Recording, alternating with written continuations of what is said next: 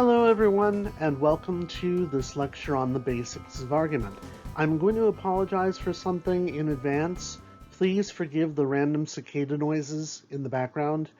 It is summer in Illinois, after all, so you may occasionally hear their song. Otherwise, let's get right to it. In a few very basic ways, everything is an argument, because an argument is a text that expresses a point of view. And even if you're writing an informative text, it's going to take a point of view on something, not necessarily an argumentative stance, but it is going to present something, because the root of the word argument comes from a Latin word meaning to make clear. So even informative writing is meant to make something clear to someone, as is argument that is meant to convince someone or persuade someone. Most of what we consider arguments involve a statement with which someone can or may disagree, and that's what we call the thesis, or the main idea. It's also true that there are various different types of arguments, like the Rogerian argument or the pro-con argument or what have you, but in most cases, arguments are built like houses, most of them. And that's my feeble attempt at a drawing of a house there. I probably should just put in an actual photo of one, but there you go. Houses have roofs, mostly, and those roofs are held up by the walls, and those walls settle on a foundation. The roof of your argument is your thesis. It is the statement that the entire rest of the structure is meant to support. You see how that works, huh? Yeah.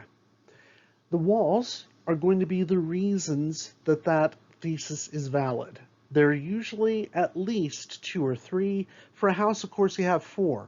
Now, if you're thinking in terms of 4 walls for your house in terms of an argument, you can think of it as 3 supporting reasons and 1 counter-argument in which you specifically say to the other side, you're saying this about this, but you were wrong, here's why. Or it can be 2 sides for, 2 sides against. But at any rate, you should have enough reasons to support that thesis. And then you have your foundation, which is your évidence. Say this with me, évidence. Oh. No, of course you're not going to do this because you're at home and watching this alone. Evidence. Evidence, that will be the proof upon which the entire structure of your argument sits. And no matter what type of argument it is, an argument will likely have some form of these 3 elements. If you build a strong house, you'll have a strong argument. Obviously, your thesis is going to be what is supported by the rest of the argument. A thesis is an arguable statement, something that someone can or may disagree with. In other words, to say, and yes, I'm going to shout in your ears again, oh, no, it isn't. Or they may say, oh, yes, it is. But the main thing to remember is that someone else disagrees. They don't hold the same stance as you do. If you have a statement and someone can or may say that to it, then you probably have an arguable statement. It's also a statement that can be supported with reasoning and evidence. In other words, it's not the sort of statement that is a statement of taste, for instance. You could probably argue till you're blue in the face with a friend that vanilla ice cream is better than chocolate ice cream, or that chocolate ice cream is better than vanilla ice cream.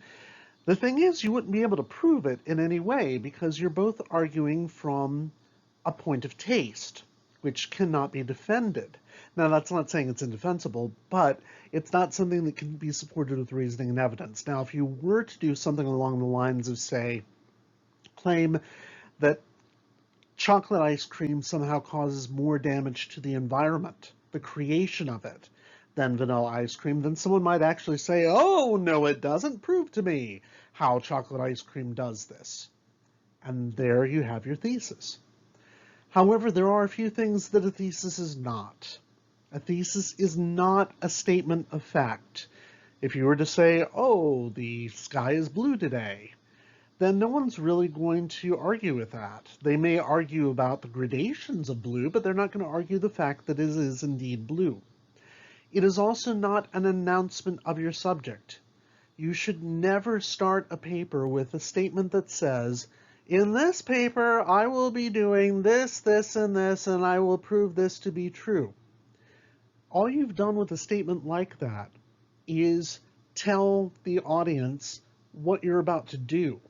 It doesn't necessarily argue anything. It doesn't give your stance.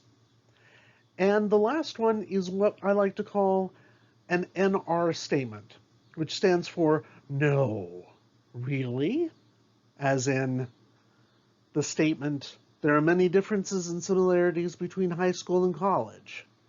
Well, yeah, there are. And as we talked about in the 12 steps to writing an essay, that cannot be the start of a paper because it states a fact. And not only does it state a fact, it's a statement of blinding obviousness that your audience does not need to hear because they already know it, and they're going to get offended by you telling them something that they already know. So don't start with that. Instead, let's pull one of these statements apart. Let's try high school is more difficult than college. Oh, no, it isn't. Oh dear, that was a bit high. Well, how would you go about defending such a statement? You'd have to defend such a statement with reasons and evidence. Now, imagine that you are making this argument to someone, and that person is asking you questions about it. Your reasons are going to be your answers to the questions, why do you believe this to be true? In other words, if you were to say, high school is more difficult than college, and I were to say, oh, you're full of, no, it isn't. Why do you think that? Why do you believe this to be true? You'd have to come up with about 2 or 3 reasons. In fact, I'd like you to do that right now if you would. I've asked you to have a pad of paper and a pen nearby, or to have another window open with Word open, or what have you.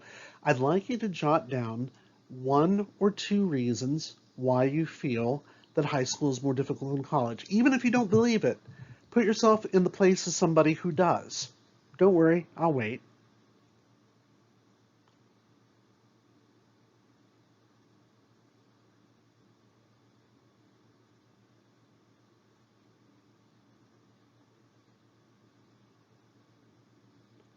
I'll just sit here and listen to the cicadas.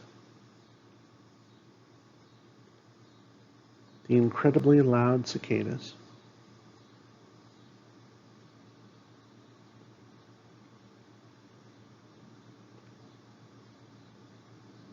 Oh my God, those cicadas are loud.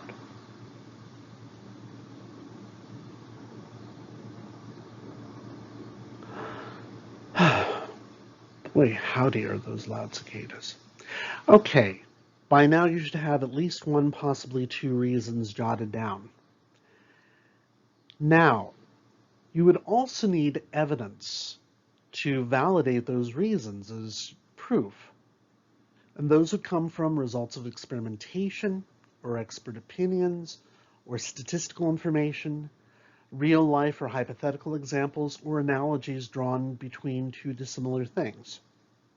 Which one of these 5 categories do you think that you would get most of the evidence to prove your reasons for that argument that high school is more difficult than college?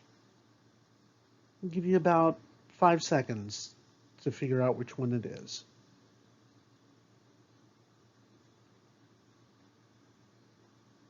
Yeah, it's probably not the results of experimentation, right? We don't need you to do an experiment to find out if high school is more difficult than college, though you could possibly do a study or bring in a study that shows that, say, homework expectations for high school students is drastically higher than that for college students. It could be. Expert opinions, maybe this would be bringing in someone who knows something about the education system that could speak to it, I suppose. Statistical information, yeah. Analogies probably wouldn't work for an argument like this. Instead, what most of you probably jotted down were reasons that could be validated with real life examples or hypothetical examples, imagining yourself as a high school student or remembering what it was like to be a high school student. And that's how you would validate those reasons.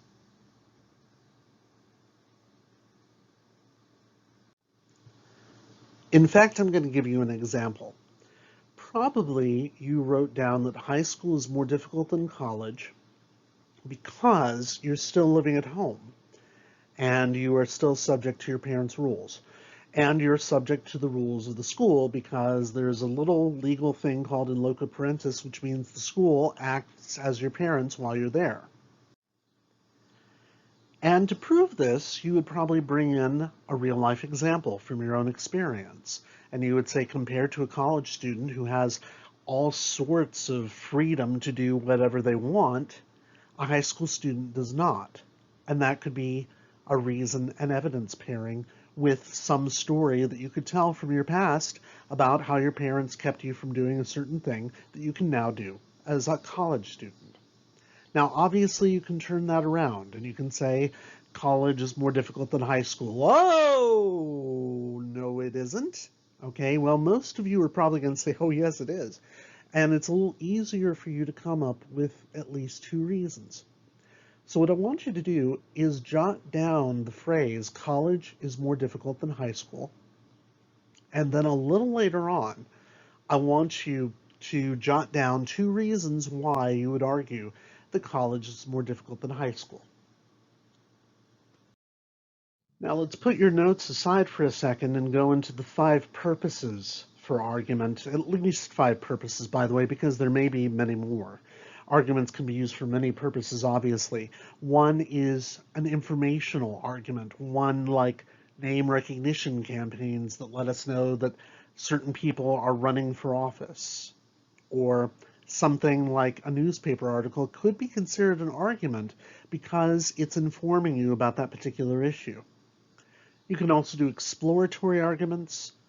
For example, something about recycling and what it does and the good that it does. That would be exploratory, and the main purpose of that would be to argue why recycling is necessary, but it would do so by exploring what recycling does, not necessarily saying recycling is good because of X, Y, and Z. The type of argument you're probably going to be doing most in this class is the one that is aimed at changing someone's views in order to change their mind or to change their actions. So for example, the argument why we should care about climate change would be an argument to change someone's views. There's also an argument that you may use yourself in a pro-con list, the pros and cons of doing something to make a decision. For example, why one might choose a business major over a liberal arts major. And the final purpose is meditation and prayer. Obviously, we're not going to be doing a lot of meditating in this class, and hopefully we won't have to do a lot of praying. But think in terms of what meditation and prayer do and what their purposes are. Jot down on your piece of paper how it is possible that meditation and or prayer could be an argument. Who's being argued to? What's being argued for? And what's the purpose of the argument? Now, to do that sort of argument that we were talking about that we'll be doing in this class, there are actually two tiers to it. One is the convincing argument. A convincing argument is an argument meant only to change someone's mind. And it often deals with values and principles because you're leading the audience to conviction about an issue, but not necessarily action. So for example, if you were to do an abortion argument on either side, then if you were to do it as a convincing argument, it would come down to abortion is murder or abortion is a woman's right to choose what she does with her body. Those two thesis statements are vastly different in the size because one is like 3 words and the other one is about 7. But they're both convincing thesis statements because if you look at what they are saying, they're not saying anything about whether a person should do or not do an abortion, or rather have one, not perform one, I meant. Instead, what it's saying is whether or not abortion itself as an action is good or bad. Whenever you're doing a convincing argument, it's usually a question of good or bad. In fact, if you're doing a review of something, you're doing a convincing argument, you're not necessarily trying to get somebody not to go and watch a movie, you're just telling them that the movie was bad, or that the movie was particularly good. And that would be my air conditioner kicking in. I apologize, it is August in Illinois. Now, persuasive arguments are convincing arguments, but they have an extra dimension to them, because they are arguments meant to change someone's mind in order to change their actions or to change something in the outside world. Another way of thinking about it is that a convincing argument has effects in someone's head, and a persuasive argument has effects outside someone's head, on the real world. It often involves emotional appeals as well as logic. Sometimes it's even more aggressive than the convincing argument is, because you really have to get somebody to care to do something differently than they've done before. And it changes what people do as much as what they think. Now, in a case like this, if you are arguing women should not have abortions, or women should always have the right to have abortions, then to choose to have abortions rather, then both of those are going to be persuasive, because they both are arguing for or against an action in the real world. Let's try something that's a little less politically hot potato-y, shall we? Let's see. Say you were arguing something along the lines of, people shouldn't be allowed to ride motorcycles after 9 p.m. And I only just thought of that because my annoying neighbor with his motorcycle just went through again and almost ruined my recording.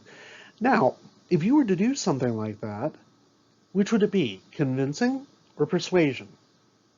Jot it down on your piece of paper that the thesis is people should not be allowed to ride motorcycles after 9 p.m. Is it convincing or is it persuasive?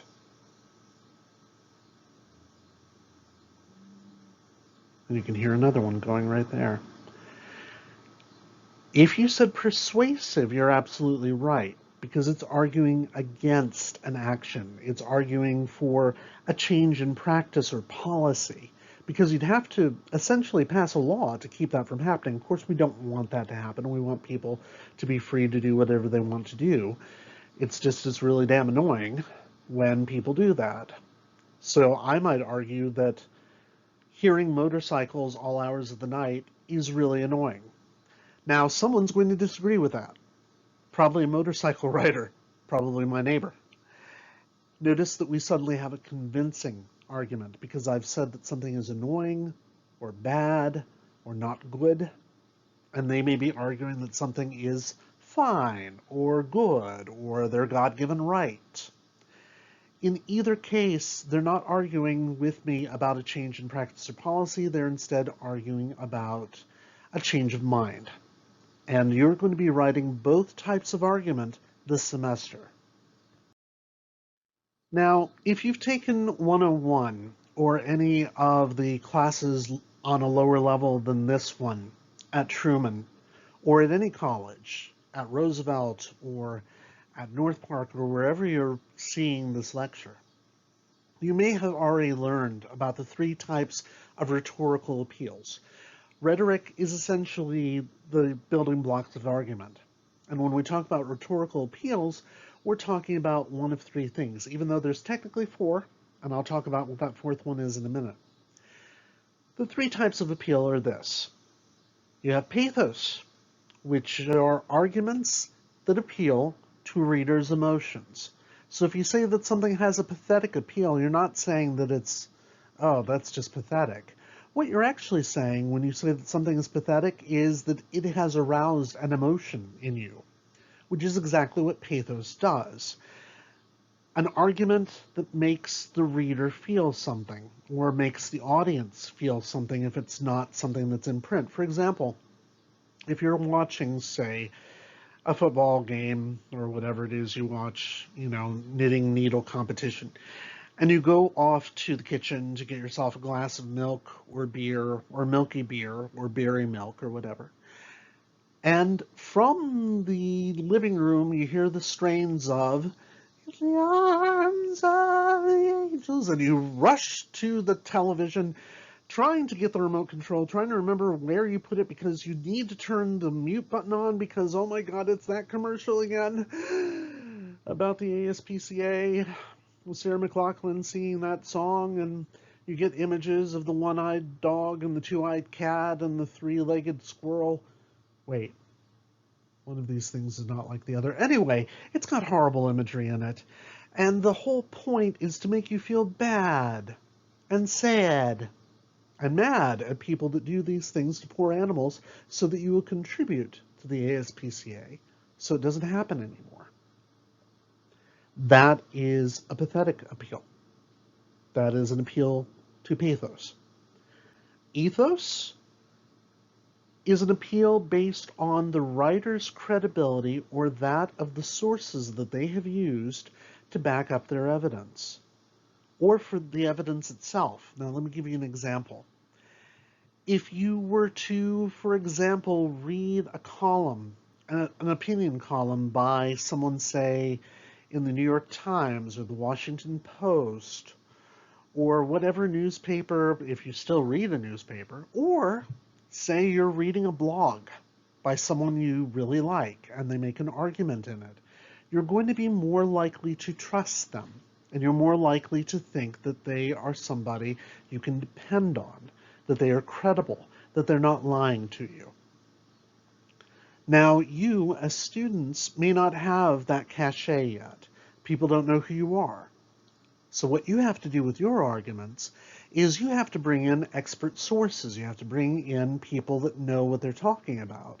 And they have to be trustworthy sources. People have to trust them. Or you're bringing in newspaper articles or some of those opinion pieces, and they have to be written by credible individuals. People who, for instance, haven't been indicted for something or impeached or any other number of horrible, nasty things that really should be punished. If you trust the person making the argument, then an ethical appeal has happened. There's been an appeal to ethos, or you've used the ethical appeal if you are using outside sources that somebody can trust. Logos is just what it sounds like. Arguments that appeal to reason or logic.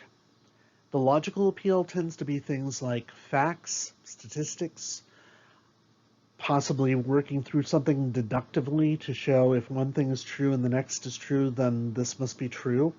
And by the way, we're going to get to that in just a moment. That's going to be a logical appeal.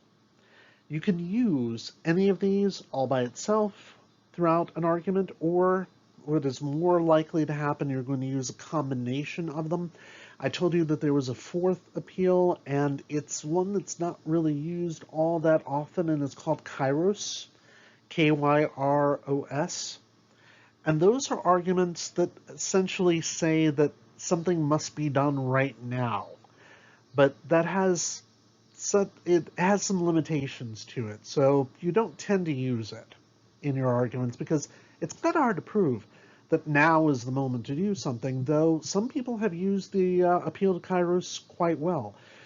Dr. Martin Luther King, in Letter from Birmingham Jail, for instance, is talking to white moderate Christians who say, why can't the black Christian wait for equal rights? And he says there is no good time. It has to be now, because a dream deferred is a dream that never happens. And I'm paraphrasing there. That's not his exact words, but that would be Kairos. You notice that I said the word deduction there, and you've probably heard that word.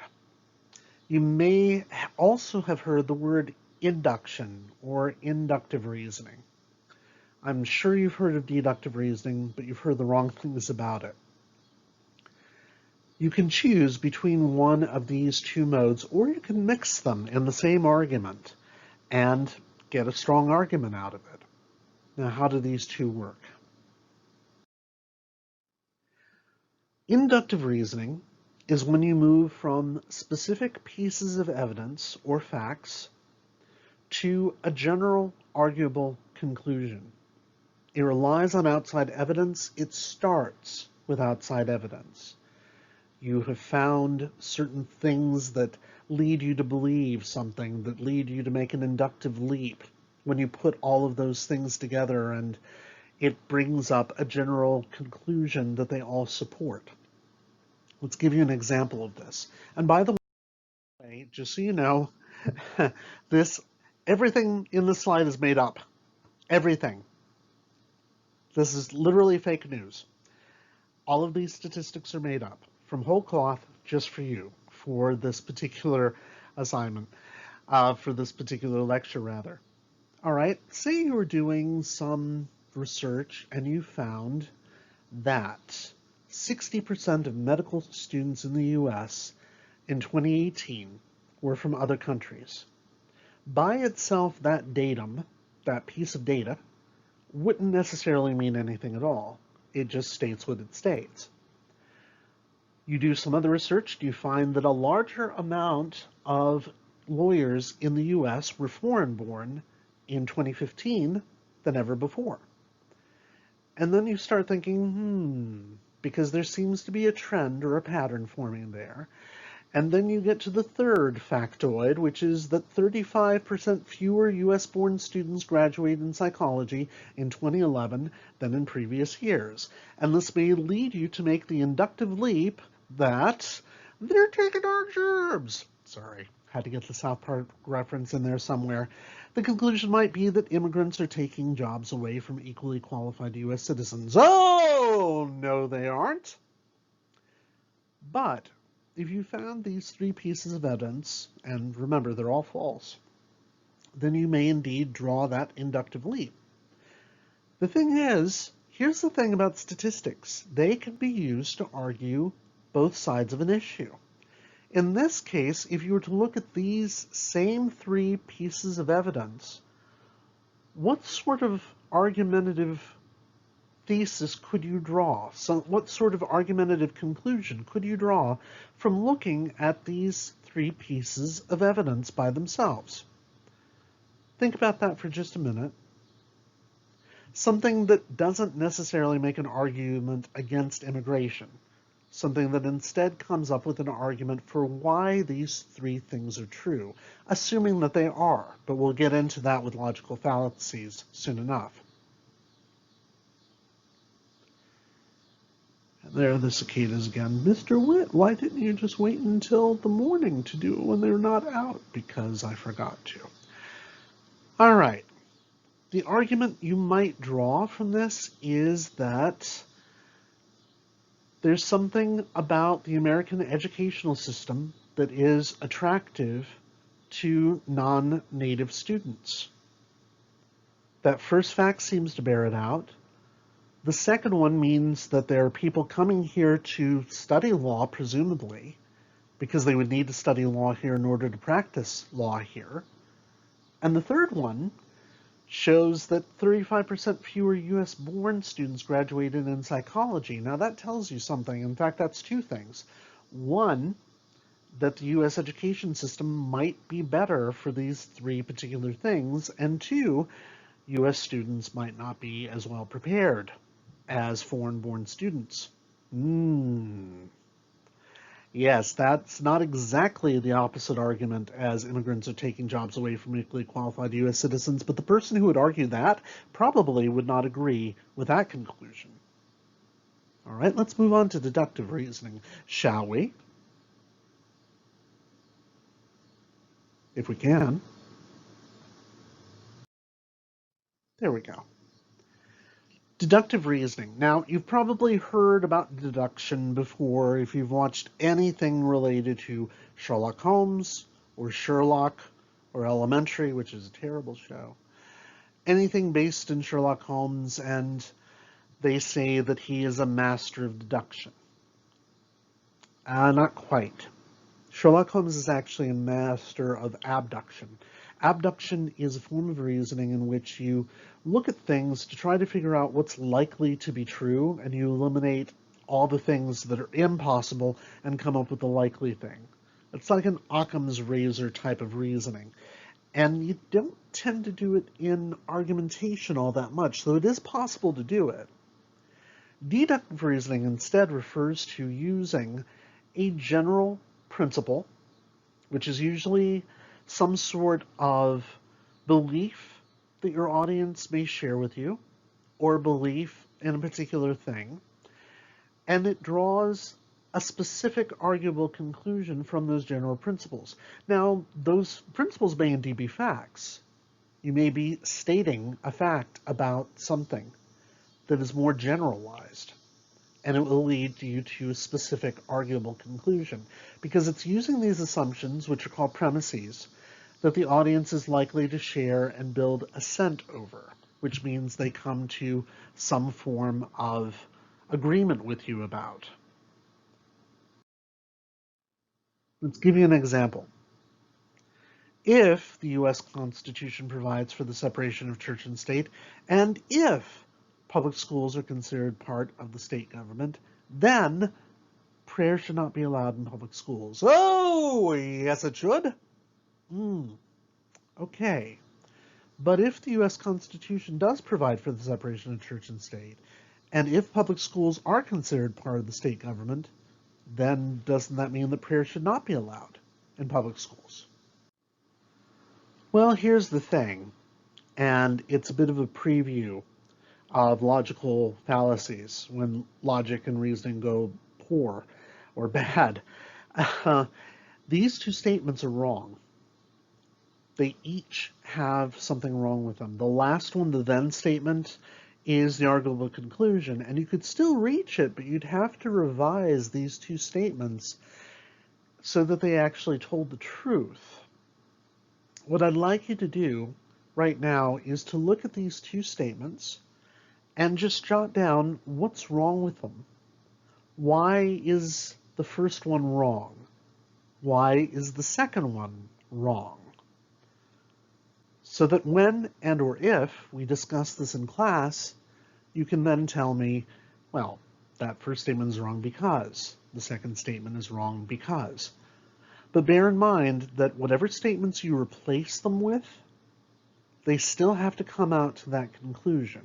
They should still draw the arguable conclusion that prayer should not be allowed in public schools. Now, you may decide that you want to do one about why prayer should be allowed in public schools, but you wouldn't be able to use any form of these two premises. You'd have to come up with new ones. Try to think of why, and I'm going to use the laser pointer to see if this works, why this one is wrong and this one is wrong. Oh my goodness, that's way cool. Now, what we've just done is we've done what's called a syllogism, which is a pattern for deductive reasoning. Those of you that have taken any sort of logic classes in the past, maybe for math or what have you, have already seen something like this.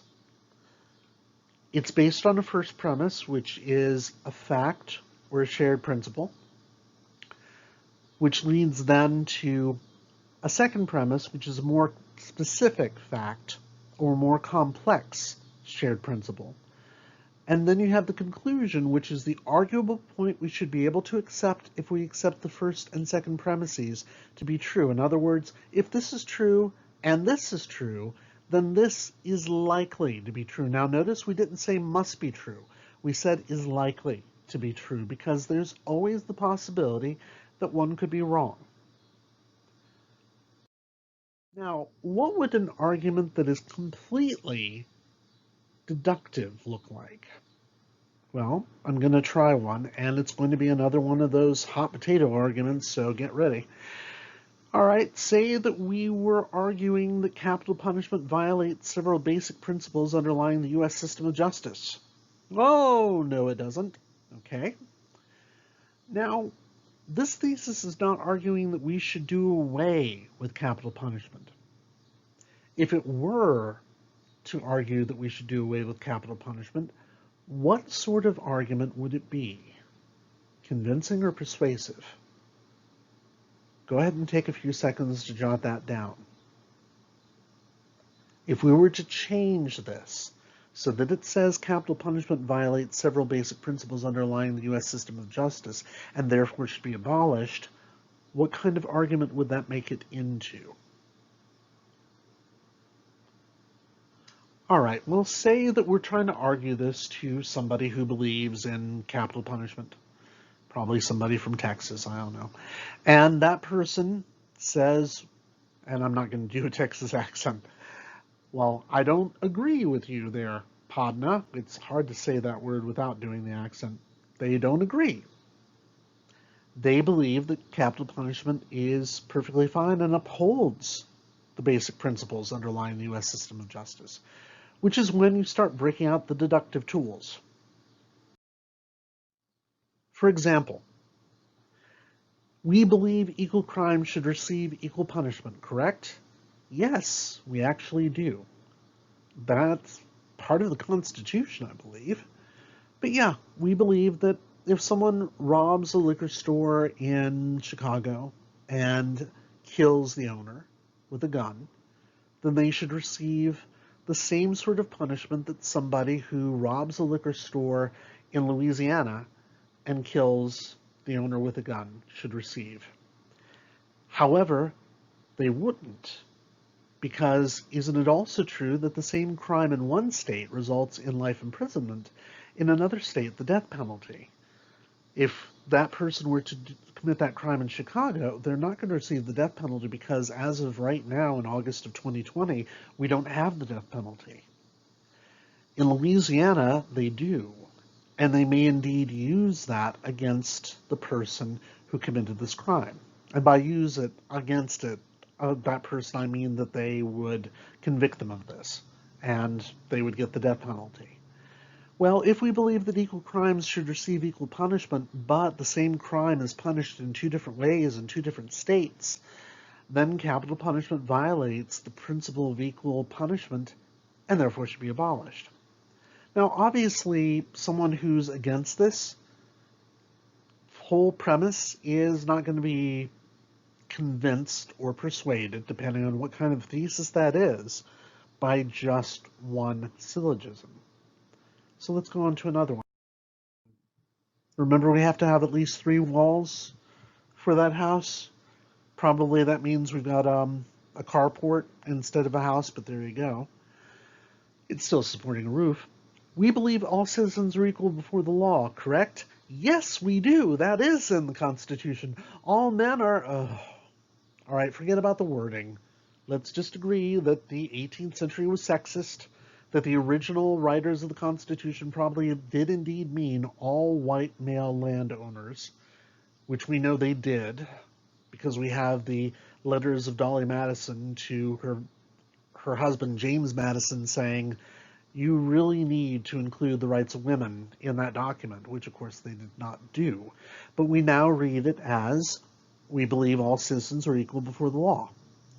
All citizens are created equal. But isn't it also true that minorities and the poor receive the death penalty more often than white and or rich defendants for the same crimes? Yes. Yes, they do. Now, you might be thinking, how would we go about proving that? Well, remember that you need evidence, and with an inductive argument, you start with that evidence. With this sort of argument, you'd probably plug in that evidence on the second premise, because remember, it has to be a more specific premise. And this one, yeah, you could prove, because there are studies showing that there's a definite racial bias in the criminal justice system in general, and in the death penalty in particular. So if we believe all citizens are equal before the law, but minorities and the poor receive the death penalty more often than white or rich defendants for the same crimes, then capital punishment violates the principles of equality and therefore should be abolished. Now, I'm not quite sure whether Bubba from Texas is convinced or persuaded yet, and I, of course, don't have him here to ask him. But you would need to come up with at least one more, and you probably have to come up with a real zinger of one, and here's the zinger. Fairness demands that the judicial system can correct its mistakes. Yes, yes. If we find out that we have put somebody in jail, if we have convicted them of a crime that they were innocent of, that they did not commit, then we should be able to correct that mistake. We should release them from jail. We should probably pay them some form of restitution. In Chicago, for instance, we discovered not long ago that decades ago there was a detective who managed to torture several of his, well, I call them victims, but people that he was trying to get to admit to a crime, and they admitted to the crime, they confessed to the crime, and were sent to jail for those crimes, and it turns out, no, they didn't do them. And they were able to back this up by the sheer number of people he did this to, plus DNA evidence. However, once someone's put to death, they're dead, and they can't be brought back, unless you're into that sort of thing. Not that there's anything wrong with that, but I have the feeling that if you brought them back to life and told them that they were innocent, then they would soon be guilty of the crime of eating your brains. Now, you may be saying, but Mr. Whitt, in that voice that I do when I do student voices, Mr. Whitt, how can we prove that anyone who has been executed was innocent of the crime? Well, it turns out we've done this about 80 times in the last 100 years. There are at least 80 cases that we know of that people were executed for crimes they were innocent of. Oops. And you see the problem. If fairness demands that the judicial system can correct its mistakes, but once someone is put to death, they cannot be brought back if they turn out to be innocent, then capital punishment prevents judicial mistakes from being fairly corrected and should therefore be abolished. Now, obviously, this is an anti-capital punishment argument. You can make a pro-capital punishment argument just as well using deductive reasoning. And it's also true of both that you can mix the two modes in the same argument. If your thesis is capital punishment should be abolished, your first point might be capital punishment violates the principle of equal punishment, which is a pretty good one. You may also argue that capital punishment prevents judicial mistakes from being fairly corrected, and yeah, they do. It does. But your third point might be inductive, where you draw that general arguable conclusion from a piece of evidence. And here it is. States without capital punishment, without the death penalty, have had consistently lower murder rates than those states that do have it, which seems to be counterintuitive, doesn't it? In 2010, states with capital punishment had 25% more murders than those without. And you may say that this proves it has no deterrent effect, which may indeed be the point of the death penalty. And if the death penalty isn't keeping people from committing murders or is not keeping them from, doing more, then maybe it should go away. Now, this one does have a source. I'm going to put this lecture up in your LMS so that you can find it. And you'll be able to click on this and go to it. But I'm going to go to it for you. And here we go. This is from the Death Penalty Information Center. And it doesn't have that it does have that 2001, I'm sorry. It's right there. I think I said 2010.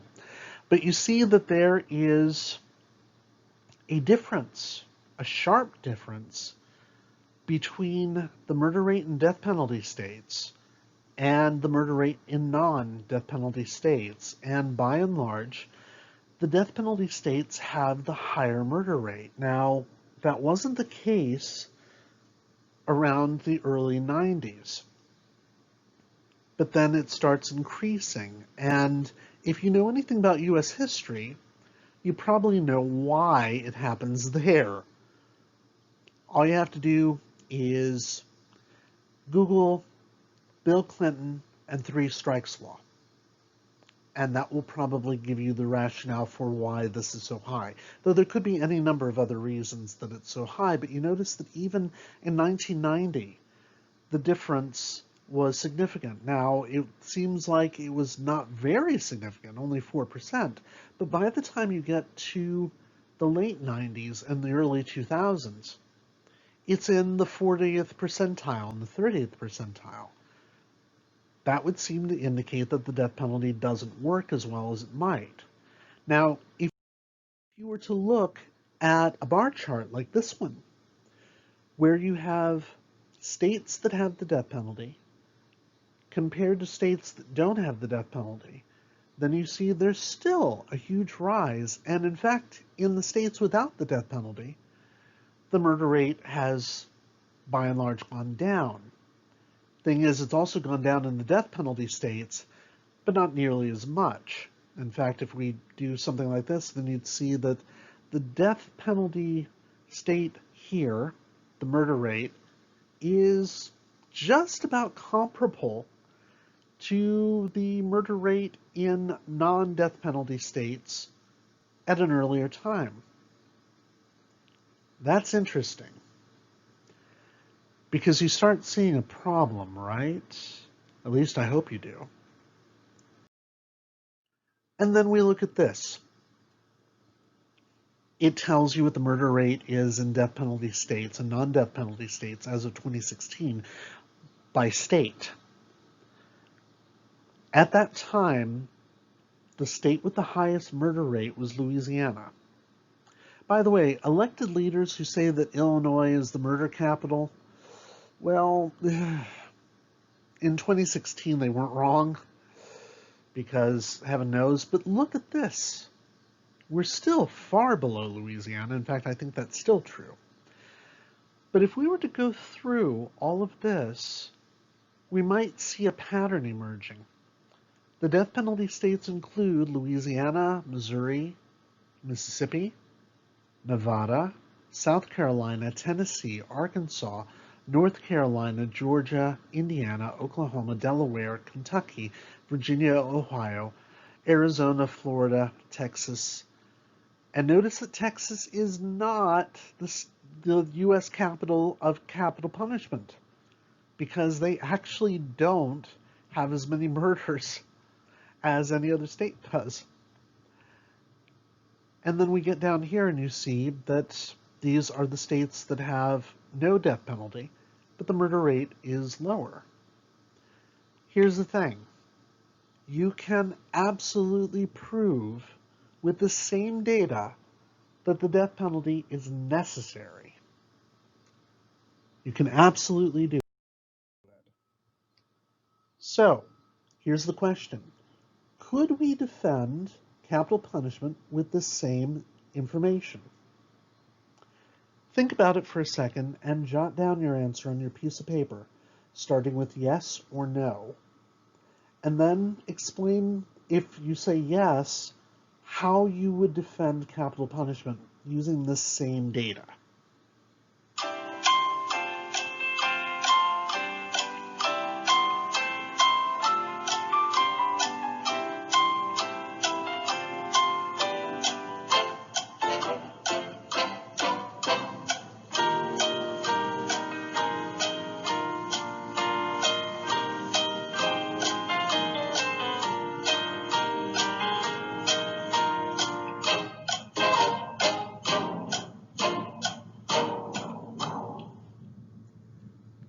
Now, don't you wish I had played that on that last slide instead of you having to listen to the stupid cicadas? Sure. All right. Well, here is a possible answer. Yes. One could argue that these states have high pre-existing murder rates, and the rates would be worse without the death penalty. The argument being that the reason that they are so high is because they would be high anyway, and the reason why the murder rates are so low in the non-death penalty states is because they always were. But you notice that there is the pattern too that shows that the states that seem to have some of the highest murder rates and the ones that have the death penalty are the states that have metropolitan centers. And of course, because of the greater populations in metropolitan centers, the murder rates are going to be higher. That's why Illinois has such a high murder rate. It's because we have a large population of people. However, you might argue that two ways. You might say, look, our murder rate is no worse than any other place, especially Texas, and we don't have the death penalty. Therefore, it seems to argue against it. But it could just as easily argue for it, Because you could say, look at the murder rates in those other states like Louisiana, and imagine what it would be like without the deterrent effect of the death penalty. It could be far worse. So the whole point of this exercise is to show you that you can argue just about anything using these tools, and hopefully you will. So hang on to those notes. We may do something with them, we may not, and hope you got something out of this. If you have any questions, text me, email me, do whatever it takes to get in touch with me, and take care.